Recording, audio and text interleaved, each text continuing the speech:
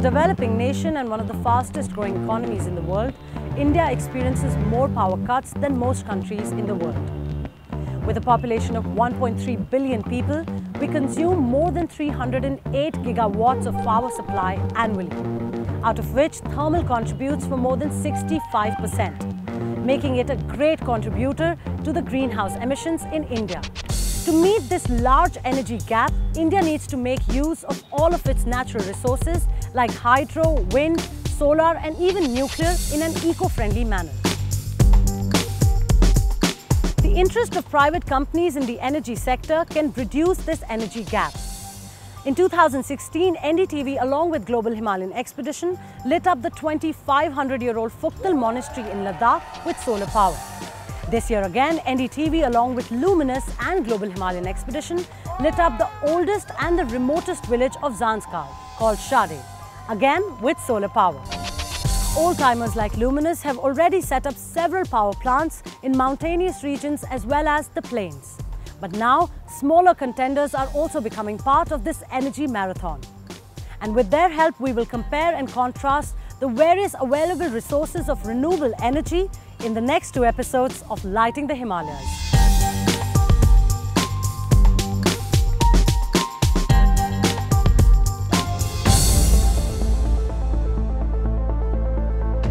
Hydropower is one of the first renewable resources of energy in the world. Today in India, hydro amounts for 13.5% of the total utility energy generated annually. But over the years, some smaller plants have been making a significant addition to India's power supply, like the newly founded company Shakti Hydro. We had 2 commissioned projects. One project we commissioned in 2014, which is located in Chamba district, having a capacity of 2.4 megawatt. Another project commissioned in 2017, having a capacity of 3.8 megawatt, located in Dharamshala.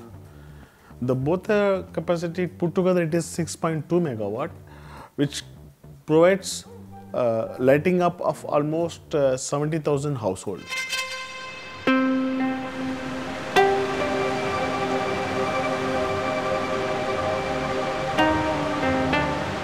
After carefully studying the mountains and the Ubhara Nala, Shakti Hydro began the construction of their plant.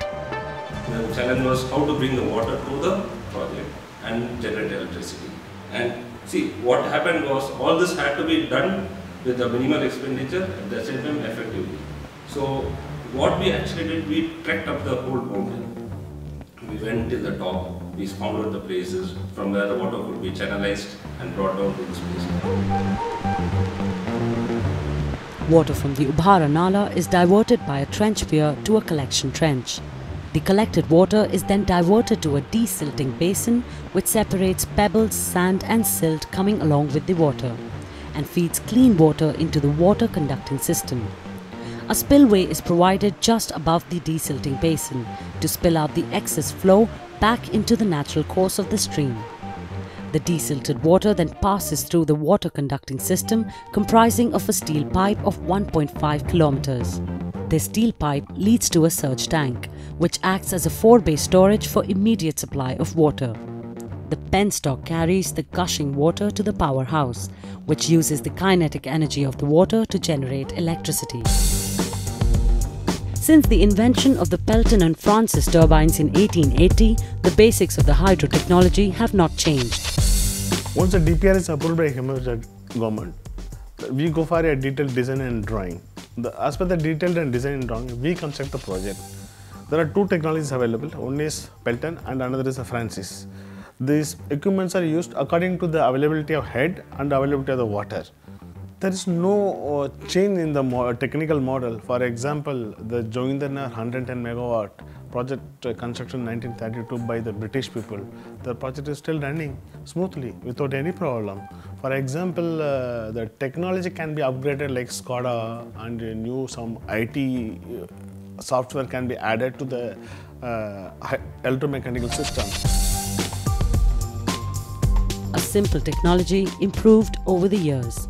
As it relies on nature, the power plant is majorly dependent on the seasons as well. Hydro project totally depend on the peak and lean period.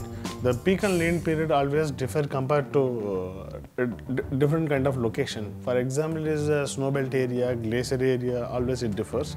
The peak area starts from month of February till August, and the lean comes from October to January.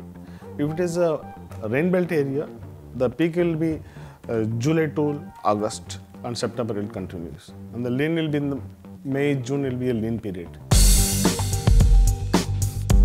Thousands of tons of water is diverted from the river using these pipes. Their safety is critical for the plant's smooth functioning, and so each part of the pipe, stretched for 1.5 kilometers, is manufactured with extreme caution, as a single fault will halt the plant's production for months and also increase costs. Penstocks always have some problematic area. If there is any mistake happen, the steel may get burst or anything.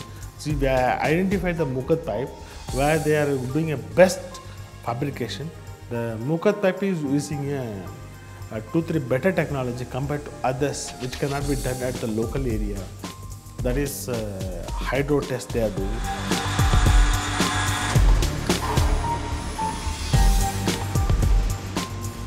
Is a normal steel which we have used in water conductor. The penstock which you use the boiler steel, which is the strongest one, which will not have any blasting. The control can have the pressure, everything. The penstock which we have used from the search-out to power hose is a different kind of mm. Initially we started at 6 mm, 8 mm, 10 mm, 12 mm, and 14 and 16 mm end of the search-out. And end of that Y piece, we used the 30 mm steel, boiler steel we used. Setting up a power plant in the mountains is no easy feat, and the workers are testimony to the challenges faced during its construction. बड़ा difficult काम था वहाँ. सबसे ज़्यादा दिक्कत हमें थी वहाँ मटेरियल पहुँचाने की. चढ़ाई थी, रोड की ग्रेडिंग अच्छी थी उसकी. इसके बावजूद भी हमने वो मटेरियल लिया है और उसके आगे हमने 2.5 किलोमीटर जो है घोड़े और खच्चरों के ऊपर मटेरियल गया है. जनवरी महीने बर्फ़ गिरी, 3-4 बर्फ़ गिरी थी. वहाँ भी हमारा काम रुकना पड़ा. मौसम ठीक रहा था तो शायद 2-3 महीने पहले प्रोजेक्ट बन सकता था. 70% of India's greenhouse emissions are associated to the energy sector. In fact, many argue the legitimacy of categorizing hydropower as a renewable.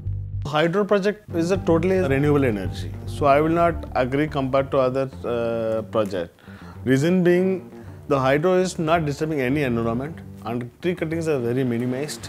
Even whatever the tunnel we are doing excavation, we are reusing for construction purpose only. And as per the environment clearance, we have to discharge 15% of water, and it doesn't disturb the river also. Because we are diverting water through the tunnel, and we are diverting to our power house. So you can avoid the flash flood. For example, the Terry Dam project, totally it saved the Haridwar and the Rishikesh area. These pipes run through rocky regions of the mountains, where the use of machines and dynamite is prohibited due to environmental reasons. It's a very hard rock area. 1.5 kilometer we excavated through manually.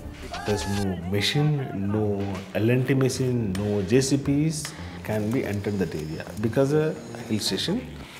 Totally manually we done the excavation. It took almost 9 to 10 months time.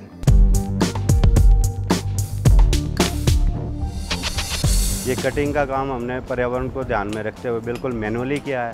इसमें कोई भी blast work या कोई किसी machine का इस्तेमाल नहीं किया है. आप देख सकते हैं ये सारा मैनुअली काम हो रहा है. और जो भी पत्थर या कुछ भी निकला है वो हमने एक जगह स्टैक करके रखा है ताकि कोई नदी को नुकसान ना हो या कोई पर्यावरण को कोई नुकसान ना पहुंचे. After the water hits the turbines, it is released back into the rivers, much like the economic model of these plants, which is also designed to push funds back into the village. See, most of the hydro projects are considered in remote area, but there is no road or infrastructure, nothing is there. Even some area, the residents are also not there. So during the construction, we employ almost 100 to 200, but as per the government rules and regulation, we have to give employment 75% to local residents, which we are already giving. And once the project is completed, and we also go for a employment for the local people, and we also train them for a technical, for example, ITA, electrical or mechanical. We train them local people and we give you employment for them. Mostly we give the labor contract to the local people only. So almost 30 to 40% money is invested to the local only. They are benefited the money. Because Himachal government is getting 1% free power from all the project, and the 1% free power fund is utilized for the local residents only. And Himachal, compared to our city and Himachal, the electricity cost is hardly 1 rupee, 50 paisa. Once the power plant is set up, routine maintenance is the only remaining concern. Hydro project doesn't require much maintenance compared to other power projects. For example, the plant runs continually 3 to 4 month peak time. During lean season, we maintain the power plant. One unit is shut down, so we maintain the plant. And even the lean season, we take 2 to 3 days to shut the plant, and maintenance is enough. But if you maintain the desilting tank properly, take out the silt properly, then you don't need to carry much maintenance. According to Sankaran, policy reforms and facilitation of business in the energy sector can help build India's power supply. Definitely, a lot of hydro developers are waiting to develop the hydro project. But if the government gives better support and the clearances given immediately and the local problems are solved by the government, so a lot of developers are ready to do the project. For example, Himachal, the government is giving good support. The northeast area, still a lot of hydro projects are there. The approvals and local problems are there, due to which they are not able to set up more power projects in that location. Because the demand supply is already in India is very nominal, but if we can reduce the thermal power project and increase the hydropower production much compared to, because already the pollution is increasing. If you bring hydropower projects, we can fill the gap what thermal is giving.